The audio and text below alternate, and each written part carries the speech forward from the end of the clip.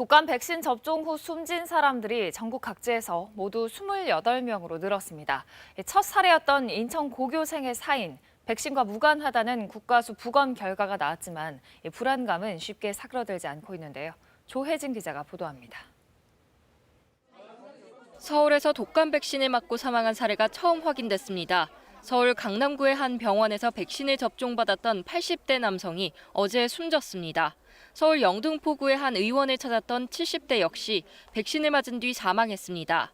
어제 오후 4시 기준 질병관리청이 공식 확인한 접종 뒤 사망자는 25명입니다. 하지만 자치단체 차원에서 사망자가 추가로 확인돼 최소 28명으로 늘었습니다. 이 가운데 백신 접종 후 첫 사망 사례로 알려진 인천 고교생의 사인은 접종과 무관하다는 국가수 부검 결과가 어제 나왔습니다. 경찰은 정확한 사인을 밝힐 수 없지만 관련 수사를 계속 진행하겠다고 말했습니다. 지금까지 확인된 사망 사례를 지역별로 보면 경북에서 4명, 서울과 전북, 전남, 경남에서 각 3명, 인천과 대구 각 2명, 대전, 경기, 강원, 충남, 제주에서 각 1명의 사망자가 신고됐습니다. 연령별로는 80세 이상이 9명, 70대가 12명, 60대가 1명, 60세 미만이 3명으로 확인됐습니다.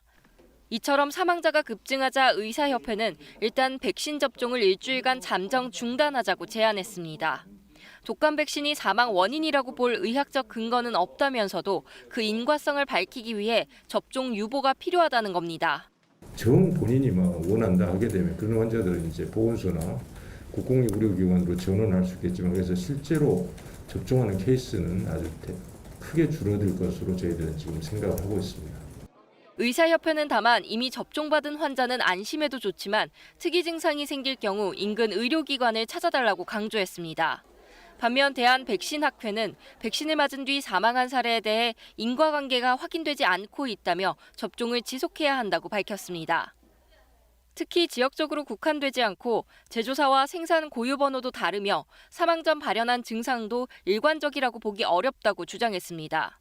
다만 질병관리청의 철저한 조사 이후 투명한 결과 확인과 소통이 이루어져야 한다고 덧붙였습니다. KBS 뉴스 조혜진입니다.